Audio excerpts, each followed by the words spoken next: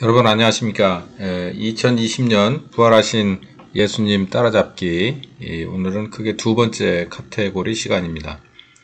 오늘은 부활 예수 첫 번째 시간, 이제 세 번째 시간까지 모두 있겠습니다. 지난 시간에는 첫 번째 카테고리로 예수님이 부활하기 전까지 예수님의 처음의 시작과 끝까지 이렇게 우리가 큰 그림에서 보는 시간을 가졌습니다. 제가 지난 시간에 말씀드렸던 것도 자세히 성경 말씀들을 잘 찾아보면서 큰 그림을 조각 맞추기를 해 보신다면 그것도 큰 수확이 될 수 있을 거라고 생각합니다. 부활하신 예수님에 관해서 논하기 전에 예수님의 시작과 그리고 십자가에 죽으시는 그 장면까지 큰 그림을 볼 수 있다면 아마도 지금까지 신앙생활했던 것에서 내 빈틈을 많이 찾아볼 수 있을 거라고 저는 생각합니다. 자, 오늘은 부활하신 예수님, 이제 오늘부터 이제 예수님을 따라잡는 실질적인 그런 시간이 되겠습니다. 부활하신 예수님께서 이제 뭘 하셨는가? 그래서 이제 첫 번째, 두 번째, 세 번째로 나누어서 승천하는 그 순간까지를 세 토막으로 나누었습니다. 먼저 이제 첫 번째 토막인데요. 어디까지냐면 자신을 배반하고 부인하여 도망친 제자들을 모두 찾아서 모으시는 예수님입니다. 그리고 이 모은 제자들을 뭔가를 또 가르쳐 주겠죠. 이제 뭔가를 하시고, 그리고 이제 마지막으로 이제 유언하시면서 떠나시는 이 세 카테고리로 나누어지게 되겠습니다. 오늘은 말씀드린 대로 자신을 배반하고 부인하며 도망친 제자들을 먼저 찾아 모으시는 예수님에 관해서 보겠습니다. 자, 제자들은 어떤 상태였는가? 말씀드린 대로 예수님이 십자가를 지고 부활을 하셨을 때 그 직후에 제자들은 어떤 상태였는가? 이제 모두 예수님을 부인하고 배반하고 도망친 상태였겠죠. 이제 성경에 나오는 이야기들을 중심으로 어떤 상태였는지, 뭐 결론은 총체적인 난국이지만, 그리고 이제 스스로의 신앙의 한계가 이제 어떤 거냐, 이제 특별히 이제 2020년에 대한민국의 교회와 신자, 그리고 신학과 교계가 바로 여기에 봉착해 있다, 저는 이렇게 봅니다. 그래서 2020년 부활하신 예수님 따라잡기를 다시 시작한 거고, 그래서 귀한 자기를 바라볼 수 있는 은혜가 있기를 바랍니다. 자, 먼저 가룟 유다를 보겠습니다. 가룟 유다는 정말 한 일이 많습니다.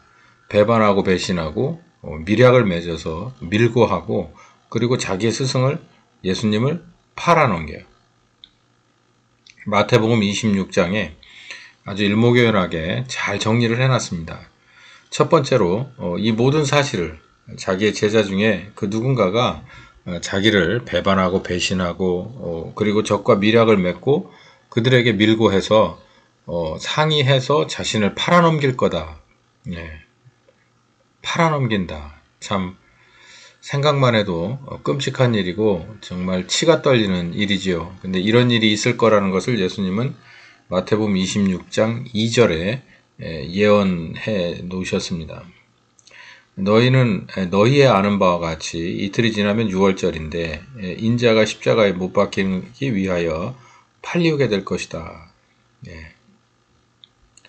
유월절이 뭐 하는 절기인지 여러분 다 아시죠?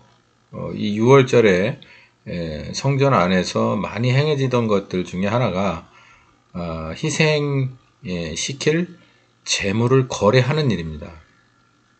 이제 자기가 손수 준비하지 않고 이제 편의에 따라서 성전에서 쓰는 돈으로 환전을 해서 성전 안에서 제사장들이 미리 인증한 제물들을 삽니다.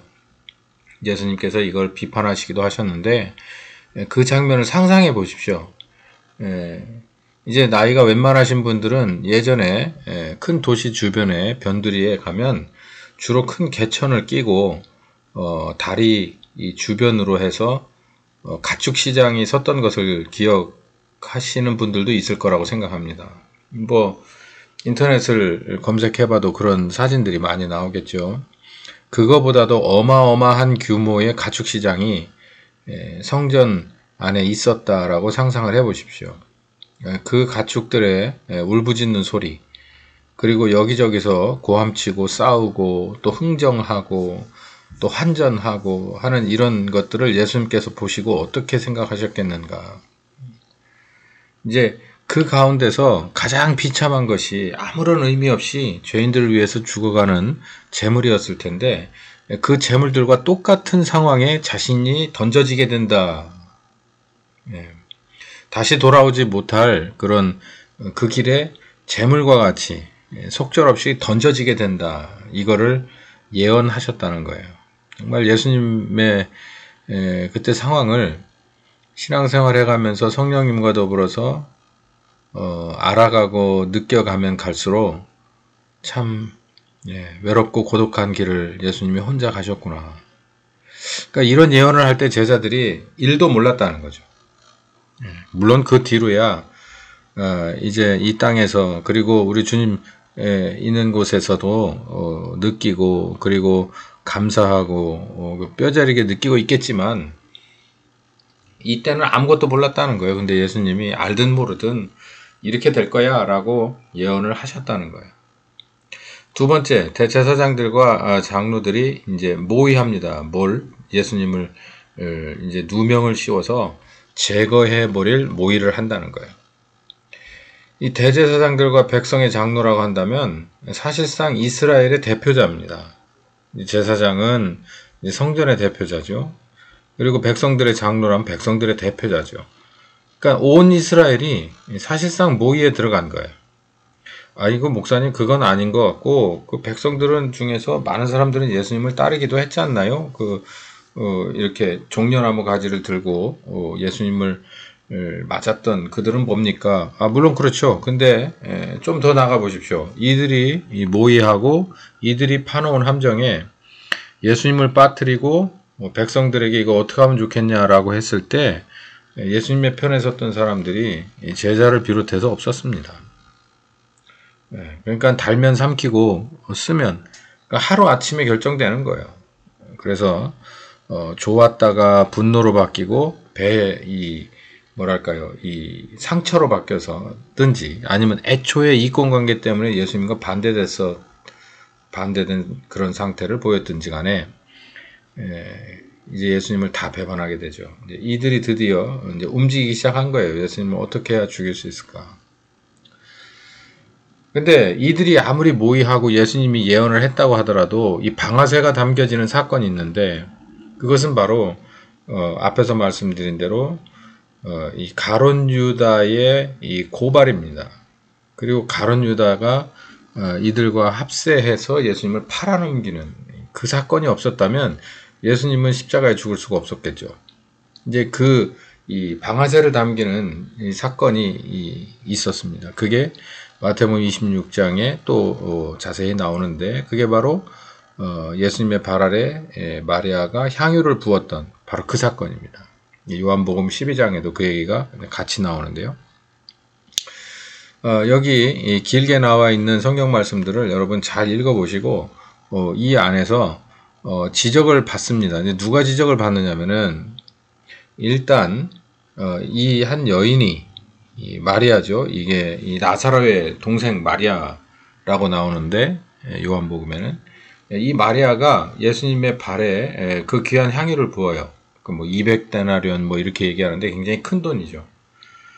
그 정도의 가치가 있는 것을 한순간에 땅에 부어버린 거나 마찬가지죠. 던져버린 거나 마찬가지예요. 그러니까는 이걸 보면서 제자들이 특히 분했는데, 그 중에 이제 가룟 유다가 분했죠. 왜 그러냐면 가룟 유다는 이제 회계, 재물을 담당하던, 그러니까 빠꿈이죠. 저걸 팔면 얼마쯤 되고 그 돈 가지면 우리가 몇 달, 혹은 몇 년 동안 뭘 할 수 있는 이런 것이야. 이제 이렇게 수고하지 않아도 되고, 이렇게 춥고 떨고 배고프지 않아도 되는 이럴 만한 금액인데 이거를 왜 저렇게 하는가. 근데 예수님께서 제자들의 편을 들지 않아요. 계산상으로 딱 나와 떨어지는 그 편을 들지 않고 이 마리아의 편을 듭니다. 그래서 이 가난한 사람의 핑계를 댄 이 사람들에게 가난한 사람들은 내일부터 도와줘라. 내일도 있으니까. 이렇게 그냥 하찮게 던져버리시고, 그리고, 이 마리아의 이 향유를 부은, 그러니까 이 삼자 입장에서 봤을 때, 그러니까 이 제자들의 입장에서 봤을 때 예수님에 대해서 이제 물음표가 생기는 거예요. 물론 예수님이 굉장히 독특한 캐릭터긴 하셨지만, 이 장면에서 이 제자들이 봤을 때, 특히 이 물음표를 많이 가졌던 재무 출신 그 유다가 봤을 때, 이거 예수님을 더 이상 믿고 따라가야 될 건지, 이 양반은 돈에 대한 개념 가치가 없고, 세상 사람들의 생각과 물정에 관해서는 전혀 관심이 없는 사람인가 보다. 이렇게 여기기에 충분한 상황이죠. 물론 그 안에서 자기가 맡은 재무의 직함에 있어서 뭔가 문제가 훔쳤다거나 이런 게 있을 수도 있겠지만, 그것보다는 이 상황을 가만히 볼 때, 그 경제적인 것에 12명의 제자 중에서 가장 빠꼼이었던 재물을 맡은 유다의 입장에서는 이게 더 이상 따라다닐 양반이 아니다. 평생 이렇게 따라다녀야 될 거고, 내가 생각하던 종류의 그런 목적을 달성할 수 없다. 그런 유토피아를 건설해 줄 만한 그런 사람은 아니다. 이렇게 결단을 하고 이제 배반하고 이제 밀고 하는 데까지 갑니다. 그래서 26장 14절에서 16절까지 유다가 가서 대제사장들하고 상의를 합니다. 결단을 한 거죠. 이제 배반을 해야 되겠다. 이 양반 이제 더 이상. 그러면 그냥 쉽게 그냥 모든 거 그냥 던져놓고 아니면 뭐 돈깨짝 들고라도 그냥 돌아갈 수도 있잖아요. 자기가 있는 곳으로, 가고 싶은 곳으로. 근데 여기 보면은 이제 배반하고 반대편에 서서 늘 싸웠던 대제사장들과 백성의 장로들에게 가서 이게 예수님을 이제 완전히 제거해버리고, 글쎄요, 이제 이 배신감에 뭔가가 있었는지, 유다가 이제 이쪽으로 이제 확 달려들어서 반대쪽으로 가버린 거죠. 그리고 나서 이제 예수님을 넘겨줄 기회를 이제 찾습니다. 이게 내부 첩자가 된 거죠. 그러다가 이제 결국 넘겨주고, 27장에 넘어가서 이제, 뒤늦은 후회를 합니다. 내가 굳이 왜 그렇게까지 했을까? 그러다 결국은 이제 자기가 자살을 해버리죠. 이게 도대체 무슨 꼴입니까? 여러분, 가만히 생각해 보세요. 여기 보면, 27장 3절부터 5절에 나오는 요 가로되, 내가 무지한 피를 팔고 죄를 범하였도다 하니, 저희가 가로되, 여기서 저희라고 하는 것은 돈을 던져주고 예수님을 돌려달라고 하는 그 대제사장들과 장로들 앞에 가서 이제 이 얘기를 한 그죠. 이제 그들이 이제 뭐라고 말하냐면, 우리하고 무슨 상관이냐. 네 문제니까 네가 그 대가를 치러야 될 거 아니냐. 아무 잘못이 없다라고 얘기해봤자 이제 더 이상 이제 그쵸. 제가 그래서 제가 좀 전에 말씀드렸잖아요. 이게 유다가 왜 이렇게까지 했을까? 굳이 이렇게 하지 않아도 되는데, 그러니까 이게 사탄이죠. 사탄이 이렇게 유다를 그쪽까지 몰고 가는 거예요. 이게 역시 여기서 작은 선악과 사건이 일어난 겁니다. 바로 이 전에 있었던 마리아 향유 사건에서 이제 유다가 이제 다른 길로 들어선 거죠. 이제 마귀가 가속을 붙여서 결국은 여기까지, 그리고 결국은 이렇게 할 수밖에 없는. 보십시오. 마귀는 유다에게 들어올 때 내가 너를 자살시킬 거야 라고 생각하고 그렇게 희망을 주고 비전 주고서 들어오진 않았겠죠. 물론 하와와 똑같이 내가 너를 하나님과 같이 되게 해줄 거야, 뭐 이렇게 해서 들어왔을 텐데 결국은 이렇게 죽이는 거 보십시오. 마귀가 하는 짓은 예나 지금이나 똑같습니다. 두 번째, 이제 베드로 얘기를 좀 해야 되는데, 베드로는 한마디로 허장성세로 시작해서 이제 완전히 예수님을 3번 부인하기에 이르는, 완전히 무너져 버리는 베드로의 허장성세, 이런 사람이었습니다. 일단 호언장담을 하는데 마태복음 26장에 이런 얘기를 하죠. 너희들이 나를 버릴 것이다. 그리고 너희들은 이제 각자 도망가서 흩어질 것이다. 그러니까 맨 마지막에 베드로가 대답하되, 다 그렇게 해도 전 그렇지 하지 않겠습니다. 라고 허장성세를 늘어놓습니다. 그 말이 끝나자마자 이제 자기의 눈꺼풀조차 이기지 못해서 눈꺼풀 하나를 살려다오. 이게 무슨 얘기냐면, 예수님께서 26장 36절 46절까지 나와 좀 깨어있자 라고 그랬어요. 깨어있자. 그래서 세상에 그런 말도 있잖아요. 세상에서 제일 무거운 것이 자기 눈꺼풀이라고. 이 말은 무슨 말이냐면은 자기가 이성으로, 그러니까 자기의 마음으로, 그리고 자기의 결단으로 자기의 몸을 이기지 못한다는 얘기죠. 예. 그러니까 예수님이 자기에게 어떤 존재이든 간에 그런 이 허장생사를 늘어놓고 혼장담을 해도 자기의 눈꺼풀을 이길 수가 없어요. 예수님의 요청 앞에서. 그러니 이게 뭘 할 수가 있겠어요? 예. 오늘만은 나하고 좀 깨어있을 수 없겠냐. 진짜 그렇게 할 수 없어요. 그래서 3번씩이나 예수님을 실망시켰죠. 3번 찾아와서 요청하고 권면했지만 허사였다. 이제 보십시오. 여기서 목사님 좀 졸려서 정말 기도하다가도 잠깐 졸 때 있지 않습니까? 그걸 말하는 게 아니라 이건 굉장히 상징적인 건데 너무너무 졸려서 잠시 이런 게 아니고 여기서 3번 찾아와서 요청했지만 이 허사가 된 이 장면이 뭐를 의미하냐면 예수님께서 베드로를 신뢰해서 예루살렘과 온 유다와 사마리아 땅끝까지 뭔가를 일을 맡길 수 없는 상태인 것이 여기 정확하게 드러나고 있는 거예요. 이제 그래서 제가 미리 이 단원의 결론을 내드리는데 이게 이 제자들의 한계였었어요. 그러니까 부활하신 예수님 이전의 제자들.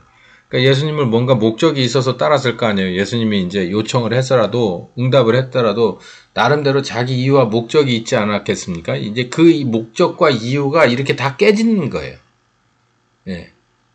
그러니까 하나님의 뜻대로 된 계획과 목적과 동기부여여야만 그나마 따라갈 수 있는 거지. 자기가 가난을 이겨보려고 가난을 벗어나게끔 해준 말, 가난에서 나를 구원해 줄 만한 구원자다라고 바라봤든, 내가 병마에서 나를 구원해 줄 만한 구원자로 바라봤든, 그리고 정의를 실현해 줄 만한 그런 구원자로 바라봤든, 어떤 식으로 바라봤든 간에 그 자기가 바라본 것은 아닌 거예요.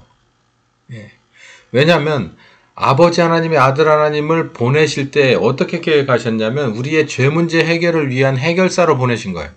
그 해결사라고 하는 게 이제 일단 십자가에 죽어야 하는 게 있긴 하지만 그 각도로 본 사람은 예수님의 제자 12명 중에서 아무도 없었다. 특히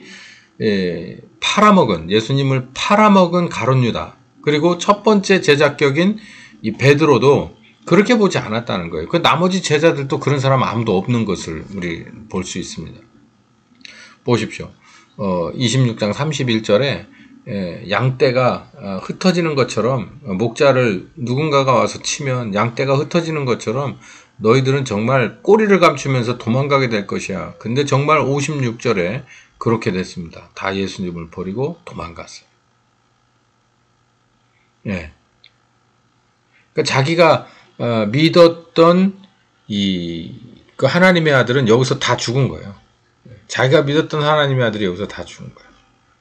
아까 말씀드린 대로 가난에서 구원할 자, 병에서 구원할 자, 공평과 정의의 구원자, 뭐 여러 가지 종류의 자기가 바라보고 따랐던 하나님의 아들이 여기서 다 죽은 거예요. 메시아가. 다 도망간 거죠. 만약에 이들이 여기서 예수님이 죽으셨다 부활하셨다는 것을 경험하고 분명히 알고 있었다면 이들이 도망갈 필요가 없죠. 예. 결국 그렇게 된 것이 사도행전 2장부터 그렇게 된 겁니다. 베드로가 3번씩을 부인합니다.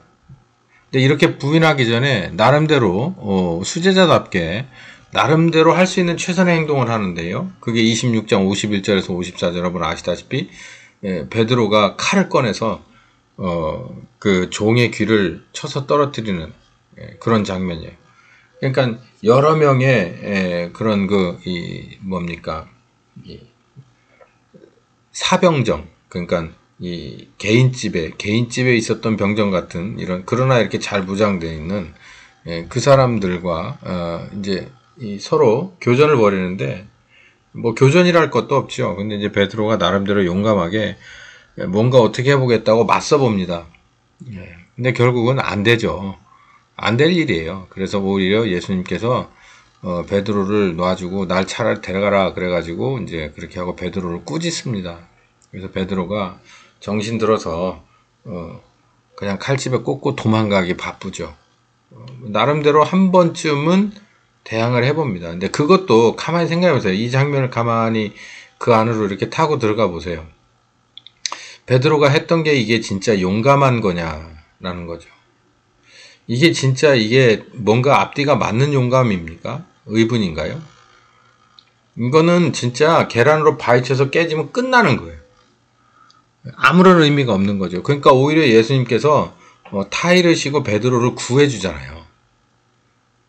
그리고서 자기가 그냥 더 쉽게 이렇게 잡혀가는 거죠. 순순하게 자기 발로 잡혀가고 베드로 살려줘라 이제 이렇게 하는 장면이 되죠. 마지막까지 예수님께 민폐를 끼쳐요.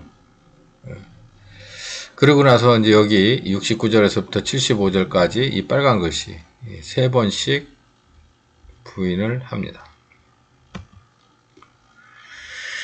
자, 이렇게 부인한 사람들이 예수님이 어떻게 되든 간에 다 도망가서 마가의 다락방이라고 추정되는 곳에 피신을 합니다.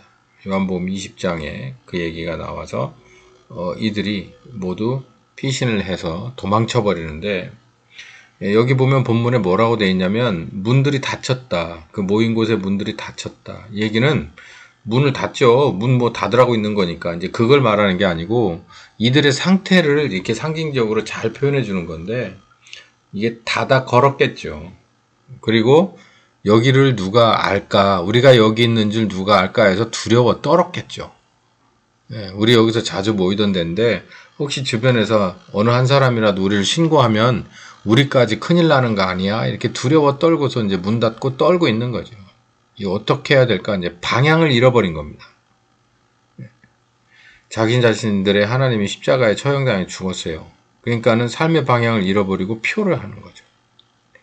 이게 이제 쭉 시간이 지금으로 돌아와서 2020년에 대한민국의 교회가, 물론 지난주에도 말씀드렸다시피 제 동영상이 필요 없는 분들, 저와 동의하지 않는 생각을 가진 분들은 뭐 그냥 그대로 keep going 하시면 되는 거고, 그렇지 않고 야 이게 도대체 우리 어떻게 해야 돼? 이제 앞으로 어떻게 해야 되는 거냐? 뭐 최소한 대통령 선거까지 우리 교회는 앞으로 이 시절을 어떻게 겪어내야 되고 어느 방향으로 무엇을 하면서 가야 되냐라고 생각하시는 분들이 요걸 참고하시면 좋을 것 같아요. 우리도 똑같이 우리 한국의 교회가 뭐 대략 아주 이 황금기의 70년을 정말 잘못 보내서 지금의 상황에 이르렀다고 저는 평가를 하고 있는데, 이 상황에 있는 거죠.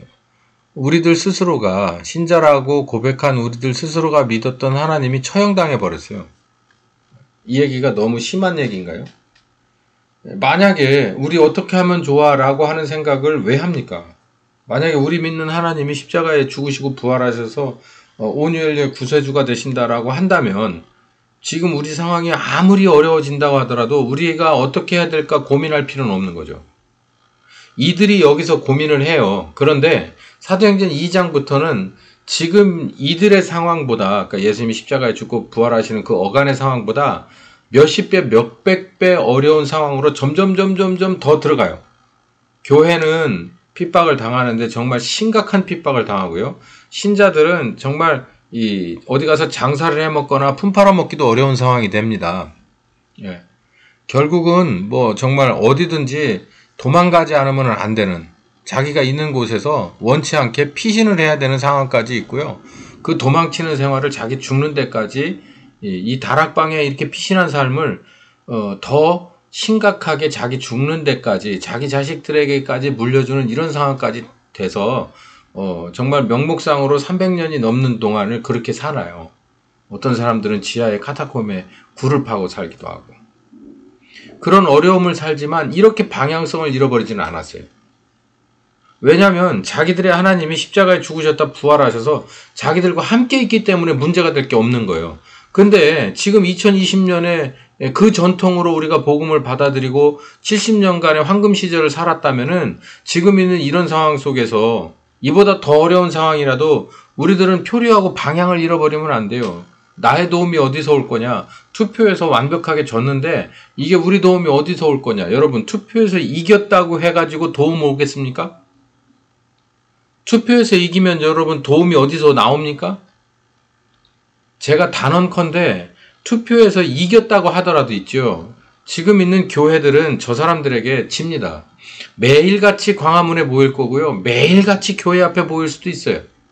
매일같이 뉴스들은 가짜 뉴스를 가지고 투표에서 이긴 정치권을, 우파 정치권을, 그리고 그 뒤에 있는 광화문, 그리고 또 우리 교회들을, 신자들을 또 예전처럼 목사 하나 뭔가를 잡아가지고 먹살을 만들어 놓고 완전 인간 쓰레기로 만드는 그런 뉴스들이 정말 더 심하게 나올 거고, 예?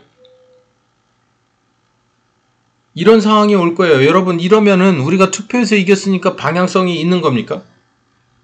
그러니까 저는 예전부터 그런 말씀을 제 주변 분들에게 드렸는데, 이번 선거 해보나 마나라고 제가 말씀드렸죠. 해서 이겨도 문제, 져도 문제. 내내 똑같이 문제인 거예요. 그냥 뭐 졌어요. 그냥 졌으니까 그런가 보다 하죠. 이기면 이 상황이 바뀔 것 같아요? 진다니까, 저 사람들한테. 우리는 지금껏 우리들의 하나님을 섬겼어요. 우리들의 하나님을. 예, 자신들의 하나님을 섬겼다가 십자가에 처형당했을 때 이 모습, 우리의 지금 모습과 얼마나 다릅니까? 시절은 신약 시절이에요. 이들은 아직 예수님이 십자가에 죽으시기 전 사람이라 이제 사실상 구약의 사람이지만, 거듭날 수 없었던 구약의 사람이지만, 우리가 거듭났다 손치더라도 뭘 도대체 어떻게 70년을 교회를 이끌어 왔길래 우리는 지금 방향성을 잃고 표류할 수밖에 없다는 말입니까? 이거 굉장히 중요해요. 그래서 제가 사실상 중요한 건 다음 카테고리지만 이 카테고리를 넣은 거예요. 지금 우리들하고 똑같아. 이 사람들이 모인 곳에 문을 탁 닫아 걸었어요. 심지어 이런 사람도 있습니다. 누가복음 24장에는 엠마오로 내려가는 제자들을 얘기하고 있는데, 이뿐 아니라 요한복음에는 또 이제 저기도 내려가죠. 어딥니까? 디베라 바닷가로도 내려갑니다. 뭐 똑같은 거예요. 제자 중에 일부는 엠마오로 내려가고 있었다는 거예요. 엠마오로 내려가는 게 이제 얼만큼 내려갔냐면, 이게 바로 어느 시점이냐면, 예수님이 부활하셨다라고 하는 그런 웅성거리는 소리를 듣고 나서 이들이 예루살렘에서 뭔가 사실을 알아보려고 하지 않고, 모였던 그 무리를 떠나서, 거기서 이별하고 떠나서 25리, 심리는 4km니까, 25리면은 뭐, 10km쯤 되는가요? 꽤 먼 거리를 걸어간 겁니다. 엠마오라는 곳으로 이렇게 가고 있어요. 여리고 방향으로. 자, 이렇게 돼서 이 사람들 가운데서 이제 얘기가 벌어지고 이 안에 이제 예수님이 찾아오셔서 이들을 다시 예루살렘으로 복귀시키죠. 자기의 삶의 방향을 수정하고 여리고 쪽으로 발을 내딛는 제자들이에요. 이게 뭐냐면, 여리고라는 데로 가야 자기네들이 지금껏 있었던 예전 자기의 일들을 다 세탁하고, 그리고 새 사람으로 태어나서 뭔가 모르는 곳에 가서 조용히 먹고 살아보자, 새 인생을 살아보자, 이렇게 생각한 것 같아요. 그래서 선택한 데가 엠마오 쪽인 것 같습니다. 지금 우리들도 마찬가지예요. 뭐 별 생각을 다 하죠. 뭐 이른바 우파, 그 중에서도 이제 교인들이, 또 나름대로 신경을 많이 쓰고 열심히 따라붙었던 목사들이, 또 그 레벨의 그런 신자들이 이거 도대체 어떻게 해야 될까라고 고민하다가 이제는 포기하고 다 그냥 수면 아래로 다 내려버리고 이민을 떠난다든지, 뭐 아니면은 아예 모르는 사람처럼 귀 막고 눈 가리고 그리고 나와 내 가족만을 위해서 살아야지, 뭐 이렇게 생각할 수도 있는 거예요. 왜냐하면 이게 뭐 희망이 안 보이니까, 어디 방향이든지 갈피를 못 잡겠으니까. 제자들도 똑같은 상황이었고 지금 우리들도 똑같은 상황인 거예요. 왜 그랬다고요? 자기 하나님이 십자가에 죽었어요. 자기 하나님이 십자가에 죽어버렸기 때문인 거예요. 이런 상황으로 그래서 결론적으로 제자들의 상태는 어떤 상태였냐면은, 일단 예수님을 팔기도 하고 3번 부인하기도 하고 그리고 숨기도 하고 회피하기도 하는 이런 상태예요. 제자들은 나름 개인별로 목적과 이유를 가지고서 예수님을 따랐지만, 결국 이 한 사람 한 사람의 이유와 목적이, 예수님을 따르는 이유와 목적이 한계에 봉착한 거예요. 총체적인 실패, 총체적인 난국에 봉착한 겁니다. 자, 이 찾고 모으시는 예수님. 자, 이런 제자들, 총체적으로 자기가 그려본 하나님의 아들, 그 메시아를, 자기가 상상하던, 그러면서, 예수님의 십자가 앞에서 다 도망쳐서, 방향을 잃고, 이렇게 흩어진 양떼와 같은 이 사람들을 먼저 찾아가서 예수님이 다시 구해온다. 첫 번째 만남에서도 예수님이 먼저 찾아가서 데려왔죠. 예. 이게 첫 번째 이 베드로를 중심으로 한 갈릴리 파들이 예수님께 부르심을 받는 장면 여러분 다 아실 겁니다. 밤새도록 아무것도 잡지 못하고 이제 뭐 얼마나 그 실망이 크겠어요. 여러분 생각을 해보세요. 예. 이만큼 차에다가 한 차를 싣고 나갔는데 하나도 팔지 못했다. 재고대로 이거 마이너스죠. 시간을 시간대로 낭비하고 집에 가서 내가 뭐라고 얘기를 해요. 그들의 씀씀이가 필요한데 나는 가서 뭐라고 얘기를 하냔 말이에요. 이런 상황 속에서 그 배에 탔던 사람들을 찾아 불러내시지 않습니까? 그거와 똑같이 먼저 찾아가요. 이 숨어버린 사람들, 도망간 사람들, 이제 피난 떠난 사람들을 예수님은 차례로 먼저 찾아갔다라는 거예요. 자, 이렇게 보면 참 우리는 참 이거 분명히 알아야 돼요. 그리고 고백해야 되는 게 내가 뭔가 하나님 앞에서 뭐 또 나를 구원하신 예수님과 또 사역하시는 성령님 앞에서 내가 뭔가 하는 게 없어요. 그분이 먼저 손 내밀고 그분이 가르쳐 주시고 그분이 앞서시고 우린 이걸 명심해야 돼요. 그러니 그분 앞에 항상 우리는 머리를 숙이고 마음의 무릎을 꿇을 수 있는 사람이어야 우린 신자의 기본이 된 겁니다. 첫 번째, 마가다락의 숨은 제자들을 찾아갑니다. 요한복음 20장 19절에 예수께서 문이 쾅쾅 닫힌 그 마가의 다락에 숨어 떨고 있던 그 사람들에게 문이 다 닫혔는데 문으로 들어가지 않으세요. 노크하지 않고 벽으로 쑥 이렇게 들어오는 겁니다. 예, 가끔 그 예수님의 일대기를 이렇게 영화로 표현한 그 영화들을 보면은 그 장면에서 갑자기 예수님이 바람처럼 싹 이렇게 안개처럼 들어오시죠. 시공간의 제약을 받지 않아요. 이제 예수님은 걸어가신 몸이라서 문으로 들락거리실 필요가 없는 거예요. 시간의 공간의 제약을 받으실 필요가 없는 거죠. 그 가운데 서서 가라사대. 또 똑같은 장의 26절에 또 다시 한번 왜? 도마가 없었기 때문에 부활하신 예수님의 모습을 도마만 못 봤기 때문에 또 이곳에 다시 나타나셔서 증명을 하시는 거예요. 엠마오로 내려가는 제자들에게 아까 말씀드린 대로 눈이 가려져서 그 옆에 찾아왔지만 알 수 없었던 그들. 오죽했으면 예수님이 옆에 왔는데도 모를 정도로 딴 생각을 하고 있겠어요. 그리고 사실 그들은 영안이라는 것도 열릴 수도 없었겠지만 정말 총체적으로 아무것도 볼 수 없었던 그들. 이들에게까지 찾아가셨죠. 아까 말씀드린 대로 요한복음 21장에 디베라로 내려가서 나는 그냥 옛 직업인 내 특기 따라서 내 숙명인 바로 어부로 갈 거야 라고 한 그 바닷가까지 다시 따라 내려갑니다. 제자들은 스스로 한계를 맞아서 각자의 피난처로 흩어질 수밖에 없었어요. 왜? 자기가 만든 하나님을, 자기가 생각한 하나님을 믿었기 때문에, 그 그리스도를 따라갔기 때문에. 지금 우리들도 그런 거 아니냐는 거예요. 그걸 우리 고민해보자고 제가 이 카테고리를 던지는 거예요. 예수님은 각각 이들의 거처로 먼저 찾아가요. 자, 그러면 오늘의 결론이 여기 있어. 이 파트의 결론이 뭐냐면 우리는 한계에 봉착해 있다고 하더라도 여기 말씀 보니까 우리를 버리지 않더라고요. 버리지 않고 찾아온단 말이에요. 찾아와. 먼저 찾아오시는 예수님인 것을 우리는 믿어야 됩니다.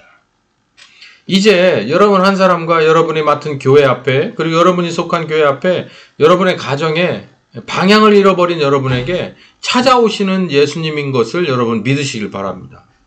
여기 성경 말씀이 그렇게 돼 있잖아요. 그 제자들을 찾아가셨잖아요. 뭘로? 다시 찾아가서 뭔가를 하시는 거예요. 뭔가를 도모하시고자 찾아가신다는 거죠. 자, 2020년에 예수님, 이제 부활하신 예수님을 이제 따라잡고 있는데, 지금 오늘 이 부활하신 예수님, 그러니까 지난 시간에는 예수님이 이제 시작부터 예수님의 십자가까지의 그 전 단계를 공부했고, 오늘은 부활하신 예수님이 뭘 했냐, 이 세 가지 중에서 첫 번째, 흩어진 제자들. 정말, 뭔가 예수님과, 이렇게 핀트가 안 맞아서, 따르는 자들과 이끄는 스승이 뭔가 제대로 그러다 결국은 그 공백이 커지고 커져서 다 도망가고 예수님은 혼자 십자가 지고 난 뒤에 정말 이 배은망덕한 기준 미달인 이 제자들을 싹 버려버리고 다시 다른 제자들을 만들어내는 것이 아니라 이들을 다시 한번 찾아가서 이들을 다시 재활용하시려고 하는 거다. 우리는 신앙생활을 교회가 꽃 피어진 상태에서 시작했어요. 대한민국에서. 저를 비롯한 수많은 사람들이 믿는 가정에서 정말 이렇게 활주로와 같이 쭉 뻗은 길을 그것과 같은 신앙생활을 시작했죠. 그러다 어찌된 일인지 지금 이렇게 부활주일에 교회도 못 가는, 물론 뭐 전염병 이러고도 있지만 뭐 사실 이 안에서 이 포퓰리즘이 교회를 향해서 이 얼마나 매섭게 불어닥치는지 우리가 이걸 쉽게 극복할 수 없고 교회 내 자체 신자들 목사들 사이에서도 이제 내분이 일어난 상태죠. 어떻게 해야 될지 모릅니다. 특히 여기다 더해서 지금 이제 선거까지 진 것으로 우리는 더 이제 힘들어하고 있죠. 어쩌면 이 제자들이 다 도망친 이 상황과 우리가 지금 딱 맞는지 모릅니다. 그렇지만 예수님은 다시 찾아온다. 왜?